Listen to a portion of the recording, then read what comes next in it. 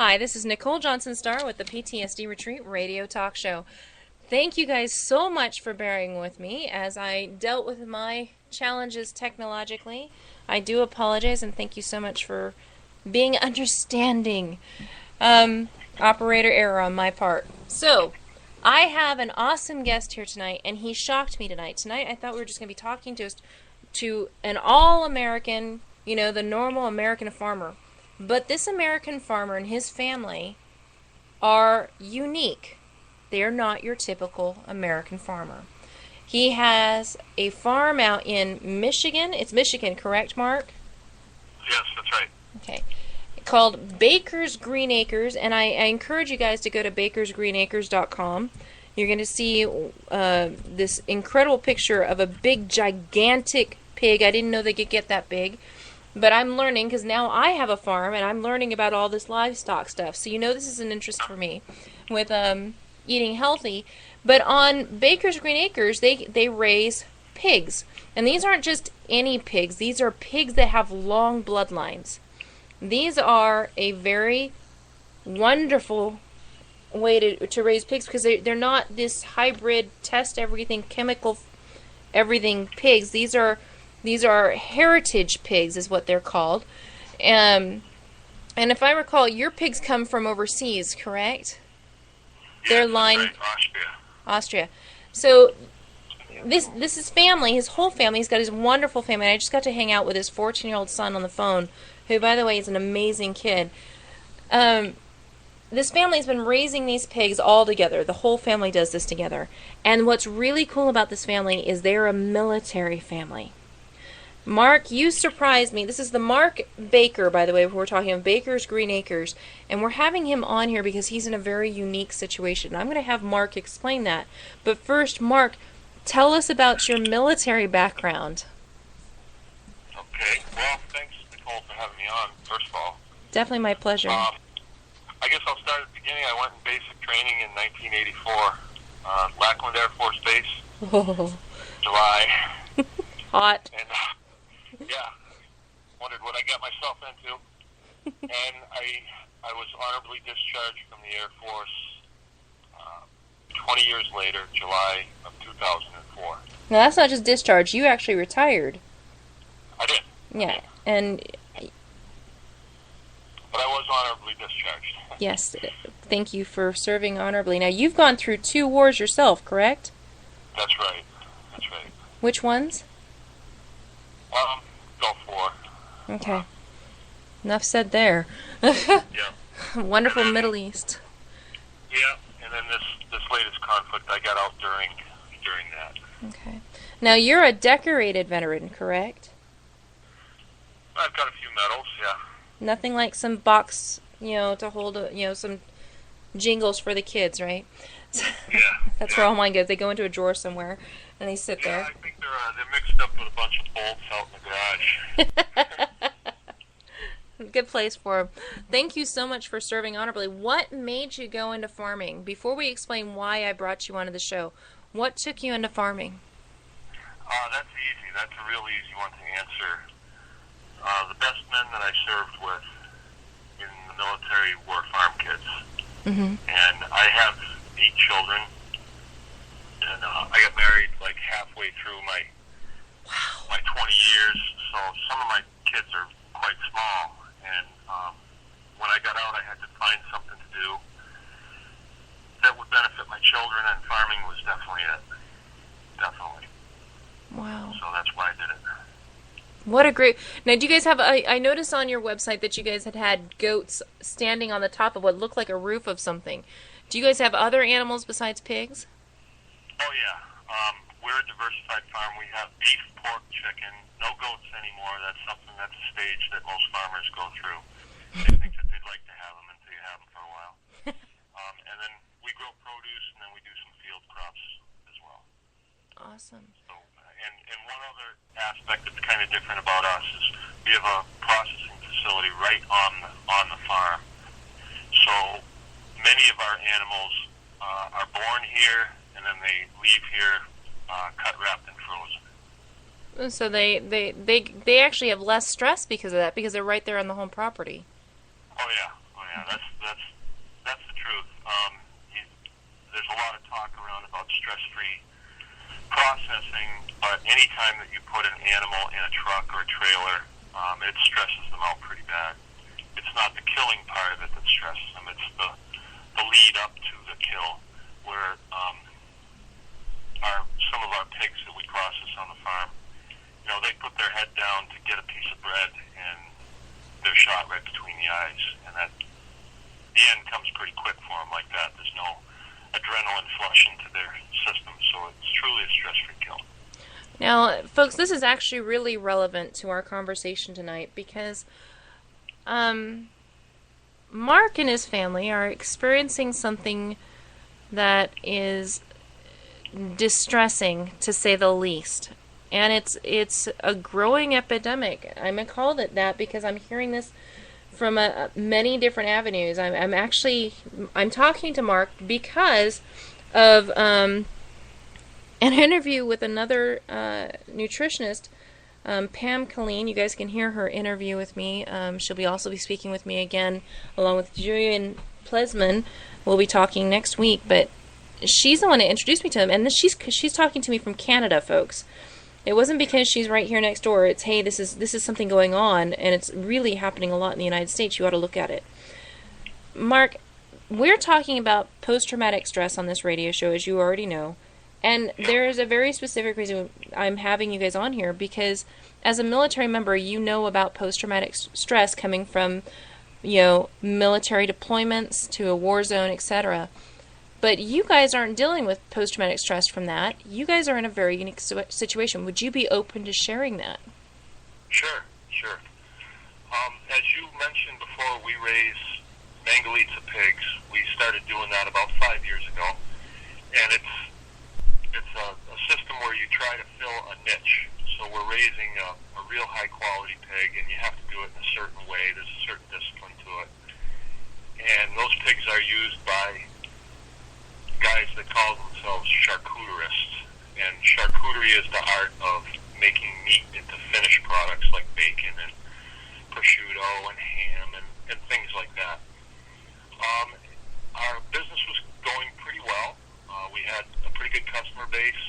We had gotten our own breeding stock, and we were learning the system of having a lot of babies and being able to take care of them. Our herd was up to about 100 animals, and last year, December 13th of 2011, wait a minute, it was 2012 when we heard about this, but apparently the Michigan Department of Natural Resources leveled something that they call a declaratory ruling. And it was leveled December 13th of 2013. All right, now what the... Whoa. You just said December 13th, 2013. We haven't even gotten there yet. So which year? 2011. Okay. 2011. Whew. I got the numbers mixed up a little bit.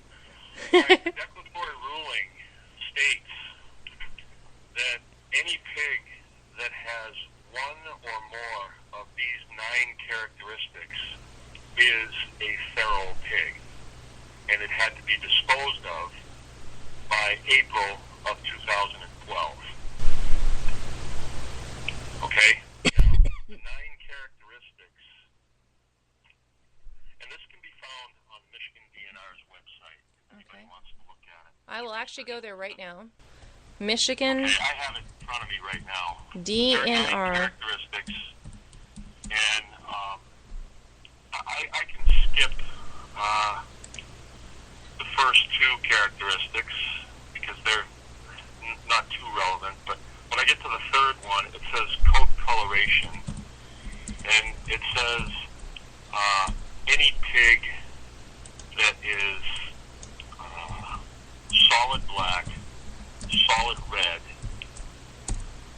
red and brown, black and white, spotted, black and red, brown spotted.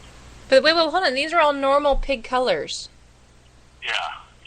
So we thought they were making a kind of a mistake here at first.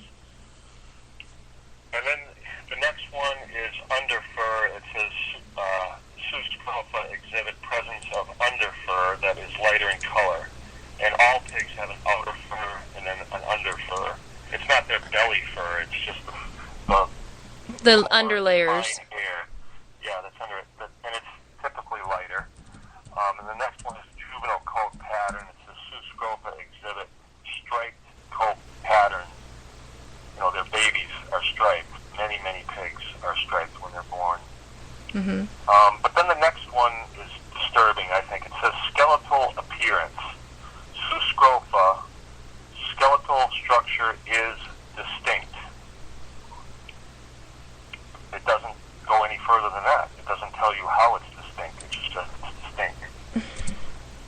And then it says structures include skull morphology, dorsal profile, and external body measurements, including tail length, but again, no value, head and body length, hind foot length, ear length, snout length, shoulder height.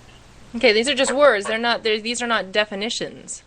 Right, there's no values. They don't give, like, the tail is 6 inches long. Okay, so with this, we'll go on. What has happened? Okay, and, well, I want to tell you what the last one is. Okay. The next two are really cute, too. Under tail structure, it says, if a pig has a straight tail, it's illegal. If a pig has a curly tail, it's illegal. And then ear structure, it says if a pig has a straight or an erect ear, it's illegal, and has a floppy ear. And the ninth characteristic, this is my favorite, it says other characteristics not currently known to the Michigan Department of Natural Resources. So they've left a characteristic there that could be anything. It could be any pig that urinates is an illegal pig if they wanted to plug that in there. So when I saw this statutory ruling, I thought there's got to be something wrong here. This can't be true. And I called the Department of Natural Resources to get some straight poop out of them, and they referred me to a meeting that was going to be held in Grayling, Michigan in February. So I figured, yeah, I'll go to that just to see what's going on. It couldn't be this ridiculous. And when I went to that meeting, there was an armed DNR officer standing in the hallway, and I had to either walk in front of him or behind him. And he was standing there kind of like with his hands on his hips. And when I went in, there was another DNR officer in the room, and there was a plainclothes DNR officer in the room. And we were pretty much told, take a seat. And they gave us a briefing that lasted about 20 minutes, and it was pretty much the same information that's in the declaratory ruling that we all had in our hands. And they said, pretty much, if you've got a pig and it's got these characteristics, it's illegal, and if you don't get rid of it by April 1st, you will be arrested, you will be charged with a felony, right? It's right in the declaratory ruling, by the way. It says felony. You're facing up to 4 years in jail, incarcerated. And we would not be reimbursed for our animals, because they say that our animals are now an invasive species, right? Because they could become feral. So any animal can become really feral. Ridiculous, right? I'm sure this sounds ridiculous to everybody. Yeah, it really does. is. So I'm gonna ask, because this is I want to get to the point. We only have 30 minutes on this segment, and which is why I'm saying this. What has happened? We've heard the ruling, which, by the way, those colors are normal pig colors. Are you saying that they're telling you the only pigs that you're allowed to have are white pigs? No, actually, when you get right down to it, the only pig that you can have is a pig that's in confinement, like in a hog house. The nasty hog houses. Where You're talking like a commercial hog house where they have all the pigs packed into a small space? Yeah. That sounds... Those are the only guys that are getting a pass on this. It's just the industrial farms. Okay. That's what I'm saying. So what has happened now that we've gotten that clear? That just... Because I was just going off the colors. I'm like, that's every other pig I've never seen one that doesn't have that. So anyway... Yeah. What has happened? Well, they said that we had to depopulate our animals by April 1st, and I refused. I I think it was an illegal order, so I refused to do it. I told him that I refused to do it. And then I sued him on top of it. Me and one other farmer, and then a couple other guys. One's a homeowner, and one guy's a hunting ranch owner. So there's 4 of us that have sued the state, and we haven't been to court yet to argue the cases. Our lawyers thought that they could get the court, that they could get the ruling thrown out based on its vagueness, but the judge, we did go to court for that in Marquette in October, and the judge said he didn't think that it was vague. He thought that other characteristics not currently known was fine, and we didn't understand that, but we were just pressing on. So what's happened with me since then is I'm continuing to raise my pigs. They've made it very, very difficult for us to get health certificates in order to ship our pigs to other states, where that's where our customers would be. And then 2 weeks ago I found out that I can't take my pigs to the USDA slaughterhouse that I've been using for 5 years now, because the owner of the slaughterhouse was told by the USDA that our pigs are feral and invasive species, and that he would not allow them in his facility. So basically we have all this livestock here that we cannot sell to make money to make our bills and keep the farm going. So what we did is we had to make a decision because we just can't continue to feed all these animals through the winter. We're told now by our lawyers that we are not going to get a chance to go to court and argue our case until June. And in the farming business, the trick is to get the animals fed and then sold so that you can get dollars to pay for your electric bill and pay for your kids to get their teeth fixed and pay your insurance and all that stuff. Well, we're not able to do that, and the state damn well knows what they're doing to us. Okay, I'm going to actually go ahead and stop you right now and give you a quick warning. No cursing. We have kids listening to this. Okay. So, okay. And we don't edit it. That's as rough as I get. Okay. They darn well know what they're doing. Thank you. Their strategy is to starve us out. Similar to, I said it similar to the Berlin airlift.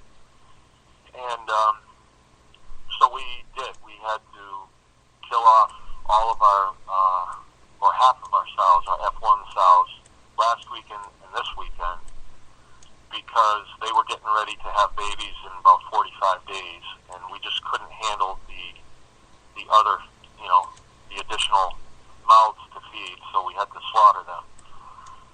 And so that was, we finished that up yesterday, and now, did you guys try to give these animals, I mean, my understanding is was there other options? Like, did you try to sell them to somebody else so that way you didn't have to kill them? I mean, were there any other options? The state told us that we could do that prior to April 1st of 2012.